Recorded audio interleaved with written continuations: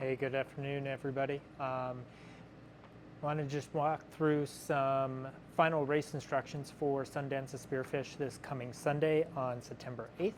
Um, Typically, I do a Facebook Live, but I thought I'd do a pre-recorded message to allow you guys to kind of review and keep reviewing any instructions that you may have missed along the way. So wanted to talk through what Sundance, we'll go through the race course, we'll go through packet pickup. So we'll start out with packet pickup. Packet pickup will begin on Friday at Black Hills Running Company from 9:30 to 5:30 on Friday at 1130 West Omaha Street in Rapid City. And then packet pickup will resume on Saturday for those that are coming in either late Friday or earlier Saturday. Packet pickup will be at the Holiday Inn in Spearfish from 1 to 5. And if anybody has any flights that are delayed, anything like that, we will have a small table at packet or at when the buses pick you up at the finish line at the address is 510 North Meyer Street in Spearfish. So you can pick up your packets that morning of. I just ask that if you are coming in late, just to let me know so I know how many to expect the morning of the race, so we can get everybody onto the buses and up to the start line. So again, packet pickup on Friday from 9:30 to 5:30 in Rapid City at Black Hills Running Company, and on Saturday from 1 to 5 at the Holiday Inn in Spearfish. So as far as buses, if you have your own transportation up to the start, that's totally fine. Just let me know that you'll be having your own transportation up to the start. Buses will leave at the finish line area at 510 North Meyer Street. It is called Brady Park in Spearfish. They will leave at 5 a.m. sharp. The buses, it will take a while for them to get up there. So there will be plenty of porta potties at the finish line that you can use. Bring your race day nutrition with you to eat on the bus on the way up. It will take probably a solid hour to get up there. If you are if you're having friends or family take you up to the start, once you get to the start, those vehicles will have to leave immediately. There's not going to be any lingering in the car or with your friends and family. That car has to leave because there is very limited parking and the buses take priority up there. It is the last 2 miles up to the fire station is pretty rugged. So any rental cars that is a sedan, I would not recommend taking them up there. SUVs, pickups, things like that, totally fine. But if you are driving a car up there, I would not recommend it. I would take the bus up there. So we'll run through the course description real quick for those that this is their first time running this course. So once at the Cement Ridge, the fire lookout, the race will start at 6:45 sharp.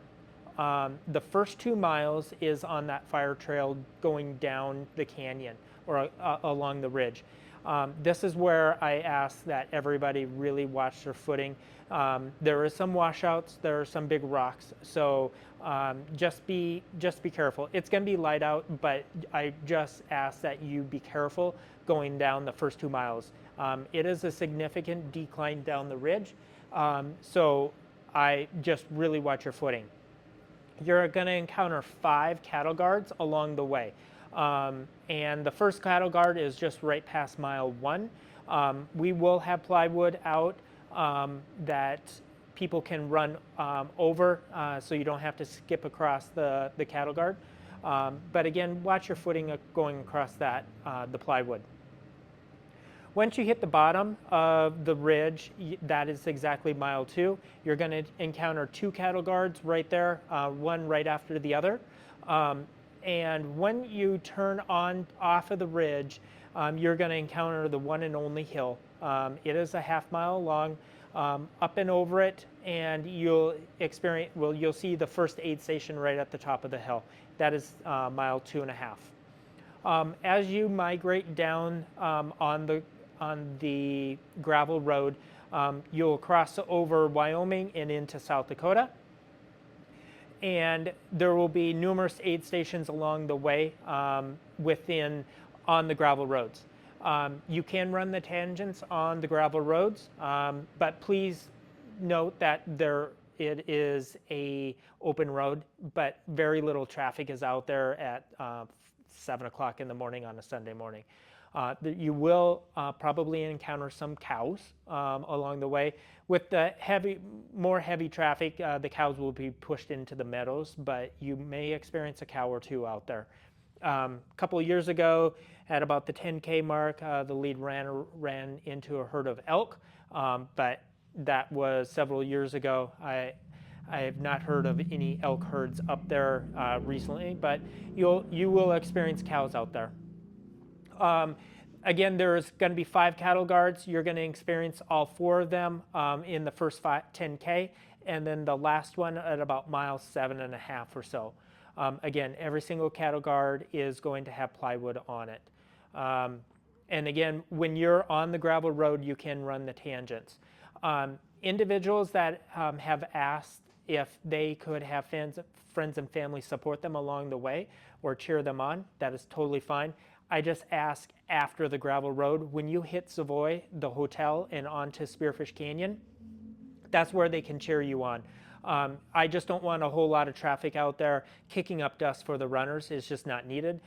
So any runners with that friends and family cheer squad, after mile 12 is the Spearfish Canyon. Have at it, just cheer away. But anything on the gravel road, I just ask, just stay off of it for the runner's safety.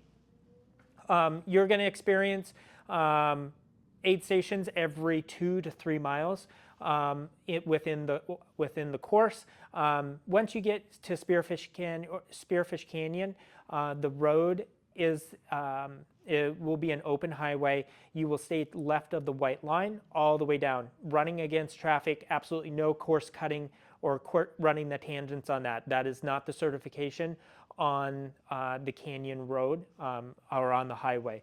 You must stay left of the white line. That is a requirement. Any runners that are witnessed by volunteers or crews that are up there, you will be disqualified and pulled off the course. Really no fair warning. I've warned everybody numerous times about this. So no course running the tangents on the highway. The highway with the canyon walls, you will probably, your GPS watch will get a little wonky up there. So we will have mile markers every mile going through the canyon. But if your watch is off, it's because of the canyon walls. You will not come out of the canyon until mile 24. So I've seen GPS watches. I've seen my own GPS watch be off several tenths because of the walls. So just be cautious of that. I ask, because this is an open road, just wear bright clothes. There's going to be warning signs out there of runners on the road. This is not the only race that's on this course, so people are very well, they know that marathons and half marathons are run on this course a lot. If there are goo packets, nutrition, hydration, things of that nature that you need to discard, I ask that you discard them at the aid stations only. We would need to keep the canyon extremely clean, even better than what we left it. So please do not leave any goo tabs or anything like that along the way. The aid stations are going to be fully equipped, so I just ask that you leave all of your litter with the volunteers as you come down the canyon. Let's see here. There will be medical along the way. NIM Medical from Rapid City has graciously given their time for this event. So if there's any medical need that arises, please let an aid station worker, no, but Min Medical will be patrolling the way. And then we will also have EMS at the finish line for, anything that comes up that needs medical attention. There will be porta potties all along the way, porta potties at the finish line, as well as standard restrooms within the park. At the top, there is a permanent toilet up there, as well as there will be several porta potties dropped in. And then there will be porta potties all along the way as you go through the canyon. And there'll probably just be one because this is a much smaller race, but there will be porta potties along the way. Outside of that, the course I had mentioned, you're going to experience 5 cattle guards. The first 12 miles is gravel road. The rest of the way is highway. When you come out of the canyon at mile 24, the canyon's going to open up, and that's going to be mile 24. There will be an aid station there.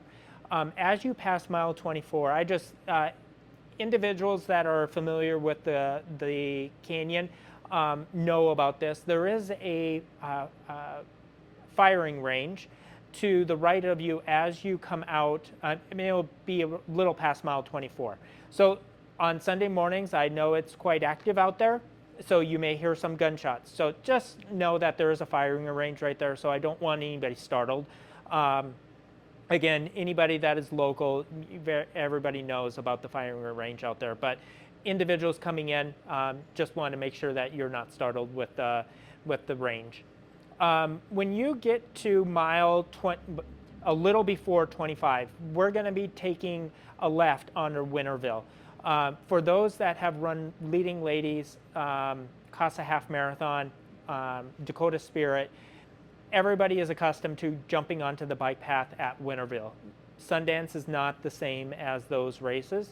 So when we take a left onto Winterville, we're going to run through the campground. We're going to snake through the campground and then up and over the bridge at the fish hatchery. And that is not the finish line for Sundance. We keep running down to the 4-way stop at Grant Street.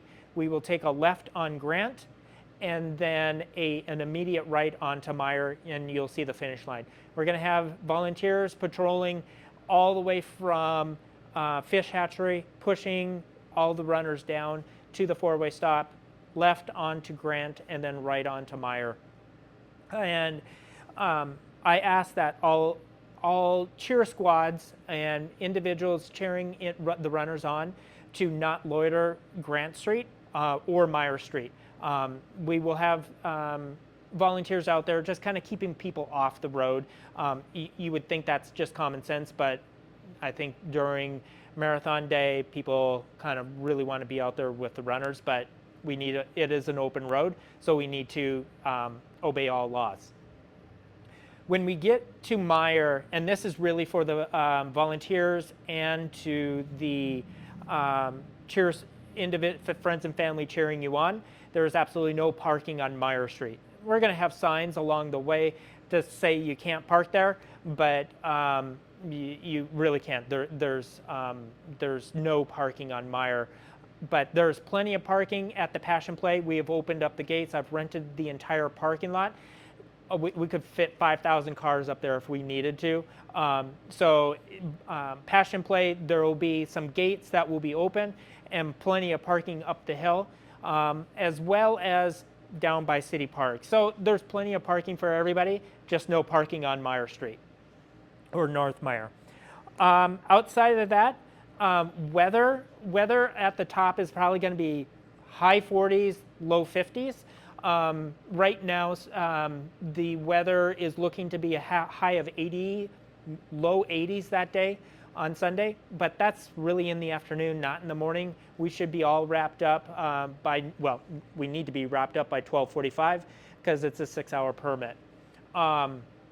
So if you are struggling in the race, you're not going to meet your time. I'm going to have volunteers all along the way, kind of coaching, guiding those individuals that are may have just on the slower side. It's totally fine, but we need to be cognizant of that 6-hour turn-off time. And so we might have some conversations with individuals that are pushing up against that time, um, to let them know where they're at. But in the 6 years that I've been running this race, we've never had an issue with that, because it's just such a fast race. Everybody has been making time. Outside of that, I wish everybody a great time coming in. If you get into the hills, stop at Black Hills Running Company, see me during the week, and then we will see you either Friday here or Saturday up at the Holiday Inn to pick up your packets. We'll see you soon, everybody. Thanks.